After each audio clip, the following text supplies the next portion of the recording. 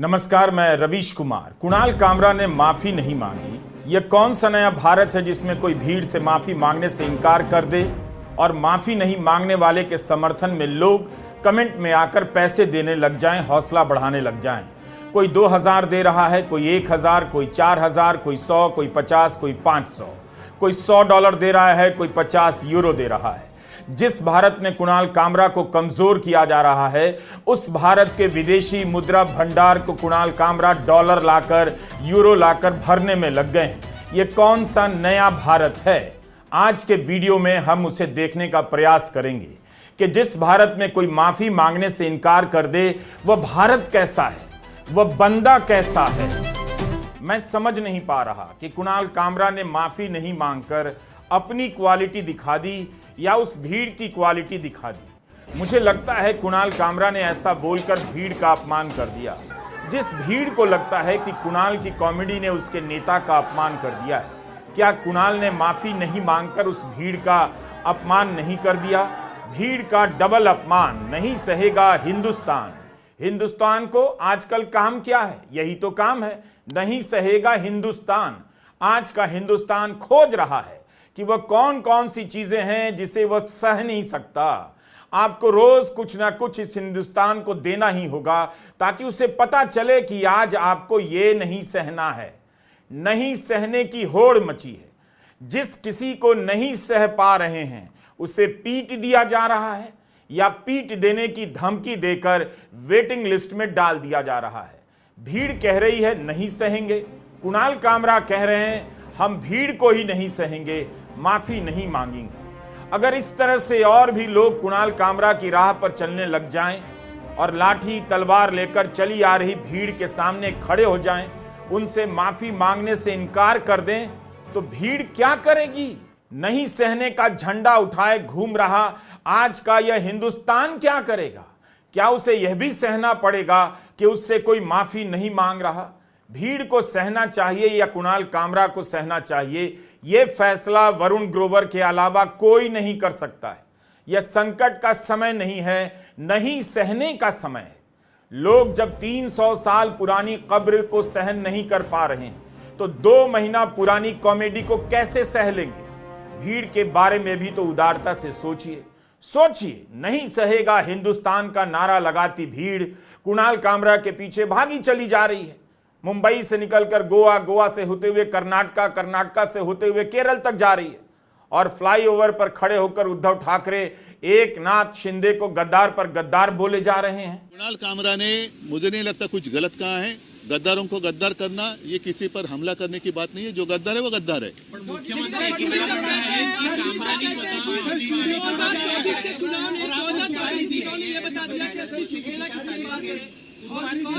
वो छोड़ो, वो नहीं, वो पूरा गाना आप सुन लो, चाहिए तो आपके पास होगा तो बजा कर दिखाओ। उसी गाने का जो अर्थ है वही तो है। नहीं, इस हमले से शिवसेना का कोई संबंध नहीं। ये गद्दार सेना ने किया है, इसका कोई शिवसेना से लेना देना नहीं है। जिसके खून में गद्दारी है वो शिवसैनिक हो ही नहीं सकता। पहले भीड़ का टारगेट सिंपल था, एक था कुणाल का पीछा करना है। अब उद्धव ठाकरे ने भी गद्दार बोलकर भीड़ को चैलेंज कर दिया। भीड़ भी क्या करे? एक को सहना पड़ रहा है और एक को नहीं सहना पड़ रहा है। भीड़ को भरोसा था कि कुणाल कामरा माफी मांगकर उसका हौसला बढ़ाएंगे, लेकिन ऐसा नहीं हुआ। कुणाल ने अपनी माफी की जिम्मेदारी अब अजीत पवार पर डाल दी है। कहा है मैं माफी नहीं मांगूंगा। मैंने तो वही कहा है जो महाराष्ट्र के पहले नंबर के उप मुख्यमंत्री अजीत पवार ने दूसरे नंबर के उप मुख्यमंत्री एकनाथ शिंदे के बारे में कहा है। अब इस बात से शिंदे सेना के समर्थकों को समझ नहीं आ रहा है। थिएटर तोड़ने के बाद वे तय नहीं कर पा रहे हैं कि क्या डिप्टी सीएम पवार के घर जाना पड़ेगा।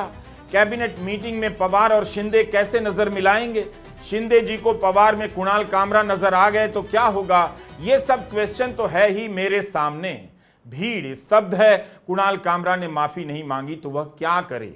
दिहाड़ी पर लाई गई होगी तो दूसरा दिन खाली गया होगा, कोई काम नहीं कर पाई होगी। पेमेंट नहीं होगा तो और भी मसला है, पेमेंट हो गया और भीड़ ने काम नहीं किया तो और भी मसला है। आज भारत में बेरोजगारी नहीं होती तो संस्कृति की रक्षा के लिए, थिएटर तोड़ने के लिए इतने योग्य नौजवान, बलशाली नौजवान, प्रतिभाशाली नौजवान नहीं मिलते।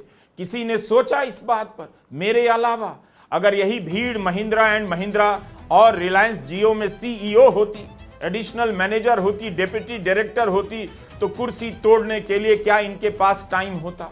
टारगेट पूरा करने में ही इस भीड़ का दम निकल चुका होता। मोदी जी ने कुछ सोच कर ही इन युवाओं को बेरोजगार रखा, जो अब पता चल रहा है। जहां लोगों के पास किसी को दौड़ा कर मारने, किसी का घर थिएटर तोड़ देने का इतना टाइम है, इतनी हिम्मत है, उस देश में कुणाल कामरा ने भीड़ से माफी मांगने से इनकार कर दिया है। 10 साल की मेहनत लगी है इस भीड़ को तैयार करने में, और एक बंदा कह रहा है माफी नहीं मांगेंगे। तो आप सोचिए कि ये भीड़ अब क्या करेगी। शिंदे शिवसेना के जो सांसद और विधायक कुणाल कामरा को पूरे भारत में दौड़ाकर मारने की बात कर रहे हैं, उन्हें पुलिस ने पकड़कर गेस्ट हाउस में बंद नहीं किया है कि सांसद जी, विधायक जी, नेताजी आप सड़क पर जाएंगे तो किसी को भी कुणाल कामरा समझकर पीट सकते हैं, इसलिए यहां बंद रहिए। सब कोई खुला घूम रहा है। उस कंट्री में कुणाल कामरा ने माफी मांगने से इनकार कर दिया है। आई थिंक 2016 में मुझे समझ में आया था, जब मैंने कॉमेडी कर रहा था 2-3 साल में, तब मैंने देखा कि ये जो हो रहा है इंडिया में कि कोई मतलब प्राइवेट कॉलेजेस में जो डोनेशन दे दे के बच्चे जाते हैं और उनके माँ बाप JNU के छात्र को एंटी नेशनल बनाने लग जाए, तब सबको बोलने की ज़रूरत है। और तब मेरा था एक जोक था उमर और जो उसके साथी थे JNU कांड में, जैसे अनिर्बान हो गया, कन्हैया हो गया, कि इनका कैंटीन में उधारी है, ये तुम्हारा क्या ले लेंगे। और आज भी मेरा इंडियन पुलिसिंग पे एक बहुत बड़ा सवाल है कि आप कभी पुलिसिंग कभी करोगे सर? आप तो अभी तक क्राइम रिपोर्ट कर रहे हो, अगर कॉन्स्पिरेसी हुई तो तब आप कहाँ थे? कुणाल कामरा ने अपने शो के आखिर में उमर खालिद की तस्वीर दिखाई और एक आखिरी पंक्ति भी लिखी हुई है। ओशो ने कहा था, जिंदगी वहां से शुरू होती है जहां से डर खत्म हो जाता है। जिस देश में उमर खालिद को बिना ट्रायल के 4 साल से भी अधिक समय से जमानत नहीं मिली है, उस देश में कुणाल कामरा ने माफी मांगने से इनकार कर दिया। जिस देश में जस्टिस इस्तीफा देकर बीजेपी से सांसद बन जाते हैं, उस देश में कुणाल कामरा ने माफी मांगने से इनकार कर दिया। जिस देश में चीफ जस्टिस के घर पर प्रधानमंत्री पूजा करने पहुंच जाते हैं, उस देश में कुणाल कामरा ने माफी मांगने से इनकार कर दिया है। जिस देश में चीफ जस्टिस भगवान से पूछकर फैसला देते हैं, उस देश में कुणाल कामरा ने बिना भगवान से पूछे माफी मांगने से इनकार कर दिया। जिस देश में भीड़ हर दिन तय कर रही है कि ईद पर मुसलमानों को क्या खाना चाहिए, कब खाना चाहिए, उस देश में भीड़ के सामने कुणाल कामरा ने माफी मांगने से इनकार कर दिया है। मैं एक हिंदू हूँ, इसीलिए यहाँ आया हूँ। मुसलमान होता तो सिर्फ फोटो में आता। ये बात सच है। यह उस भीड़ का अपमान है जो कभी मोदी मोदी किया करती थी, लेकिन इन दिनों अपने महानायक पर बहस छोड़कर 300 साल पीछे के मध्यकाल में चली गई है। वहां से नायक खोज कर ला रही है ताकि 300 साल पहले के बादशाहों को जवाब दिया जा सके। उस देश में कुणाल कामरा ने माफी मांगने से इनकार कर दिया है। जिस देश की भीड़ के पास खाने के लिए अनाज नहीं है, फ्री अनाज पर निर्भर है, उस देश की उस भीड़ से कुणाल कामरा ने माफी मांगने से इनकार कर दिया है।